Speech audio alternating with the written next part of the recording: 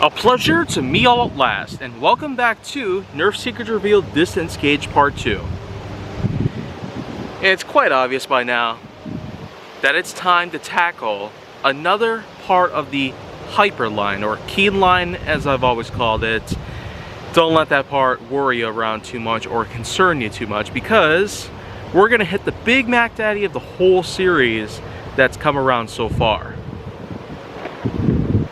The Mach 100. I tell you, this big guy is sort of loads of fun to play around. But for the price of $74, wow.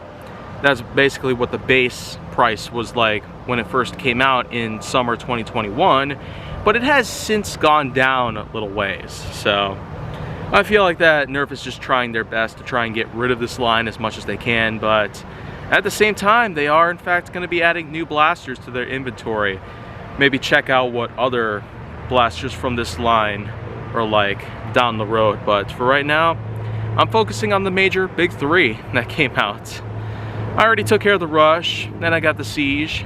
Now comes the Mach, the third blaster released in 2021. So to close off on the very first chapter, how we're going to do this is simply, well, I'll give it a full in-depth review in due time, but for right now, a 100-foot-long meter is set up, and I got my safety glasses on, of course.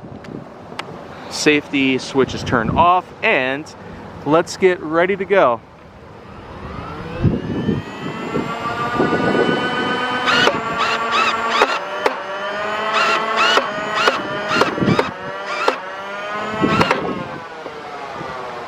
Alright, that looks to be enough, and as we start from 0 feet, we're going to work our way up the meter and showcase the results ranging from low, middle, and high. What is basically the highest point, I will basically show that off, but first off, it appears I found the first one,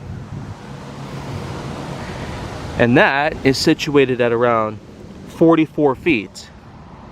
If we go up a little further, we can basically see a couple that have scattered around, and I feel that right around here with this one might take it down to maybe 66 feet, which is not a bad spot to be at. If we go up all the way to the top though, we can come over to this one, which is just sitting all by its lonesome at a nice mark of 79 feet. So, of course, that's basically what you get right there. 79-foot-long shot seems to be a pretty good mark for a blaster like this. Then again, with rival blasters, for instance, it does seem that they happen to do a lot better in terms of performance, especially with the more recent rival blasters we had gotten so far.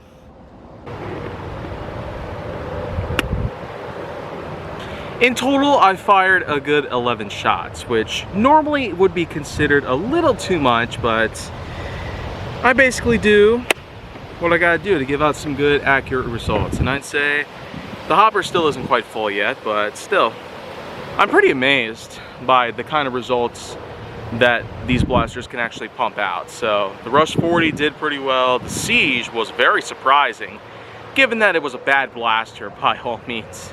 And this blaster, notoriously expensive, requires batteries to power up, as opposed to another blaster I have called the Percy's, which is the same exact thing, believe it or not. So, do expect a full-on review of this blaster, maybe perhaps in a sequel series to Flying with the Foam, maybe. An HJN-esque episode of this should probably do well, but for right now, if you want to see more, go down to my channel to make sure that you like, subscribe, comment, follow me on social media, and stay on the Hollywood side.